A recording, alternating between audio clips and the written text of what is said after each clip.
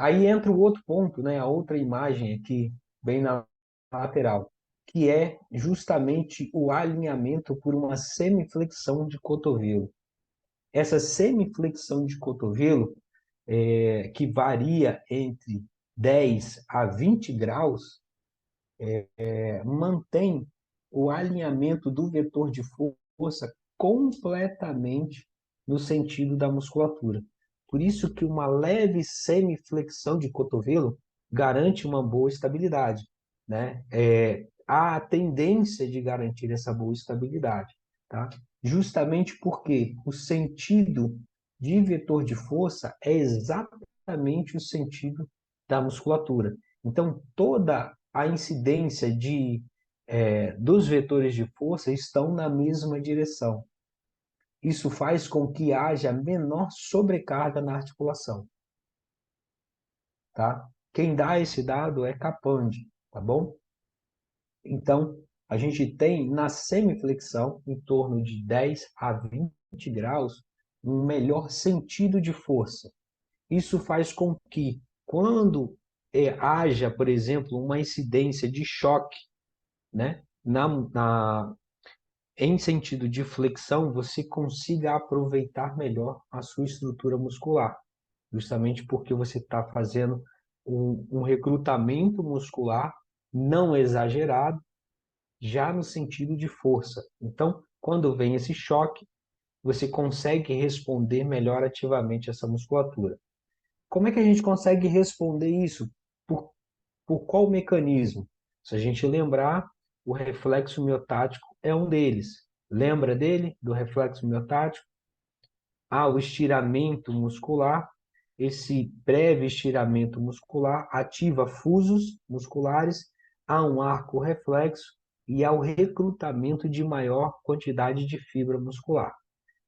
Além dele, existe naturalmente uma massa muscular, o tríceps, né, uma grande massa muscular nessa região, o que permite garantir com folga o recuo da maioria dos equipamentos aí. Se a gente tem uma boa estabilidade de escápula e ombro, o tríceps vai trabalhar sem sobrecarga, né? E aí ele vai conseguir absorver melhor esse impacto.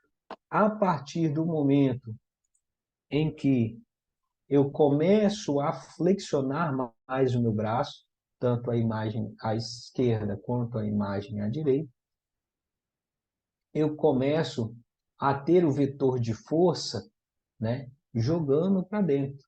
Então, eu começo a ter uma coaptação articular, tá? Isso aqui, acima dos 30 graus, eu já começo, acima dos 20 graus, 30, 40 graus de flexão, eu já começo a ter uma coaptação, um vetor de coaptação maior nessa articulação, tá? Então, se eu, Roberto, então eu não consegui fazer aqueles 20 graus, flexionei um pouco mais. Você ganha em vetor de coaptação aqui. Então, isso não é um prejuízo para a gente, tá? Mas eu perco em ativação muscular, tá? Então, o vetor de ativação muscular, ele é um pouco menor, mas ele ainda está presente, não há prejuízo, tá? Quando eu flexiono muito, que eu passo aí vou chegando a 90 graus e passo, eu começo a ter um alongamento da musculatura e o meu vetor de força, ele está comprometido. Então eu perco muito a força se eu mantenho o meu braço flexionado acima de 90 graus. Porém, há a tendência de coaptação máxima dessa articulação, tá? Gerando estabilidade. Então, há diferenças entre uma arma curta, onde você faz a apresentação dessa arma mais livre à frente, e há diferenças, claro, da empunhadura de um armamento longo. Só que, quando eu penso num armamento longo, ele já tem grandes estabilidades, grandes fatores de estabilidade, pelo próprio processo da apresentação da arma, pelo próprio processo da configuração da arma, dos pontos de apoio. A coronha da arma vai estar apoiada sobre o meu ombro, a minha bochecha vai estar apoiada sobre o apoio da arma, sobre a coronha da arma. Então, eu vou ter um apoio do braço mais à frente para poder gerar uma boa estabilidade. Então, eu tenho todo um fator que vai me garantir melhor funcionamento operacional desse equipamento. Então, a perda de força na região do meu cotovelo, ela se torna dispensável. E aí eu tenho uma maior coaptação, naturalmente eu tenho uma maior estabilidade dessa articulação, que é o que eu preciso para um equipamento de arma longa. Isso, na minha base aqui de flexão de cotovelo, na empunhadura da arma, eu tenho uma coaptação gigantesca. Então, eu tenho uma estabilidade muito grande nessa articulação.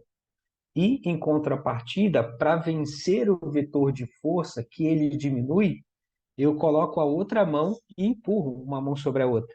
Ou seja, eu aumento ativamente a contração do tríceps, mesmo em um ângulo de flexão mais intenso, para justamente garantir o maior recrutamento de fibras musculares. Isso me gera um equilíbrio, entendeu?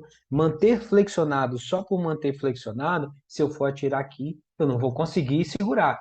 Mas como eu faço essa compensação ativando a minha musculatura, eu garanto aí uma, uma boa estabilidade na região. Aí eu somo as duas coisas, tá?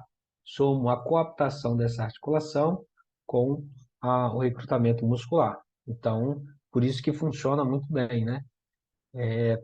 Tem muito desses pontos aqui.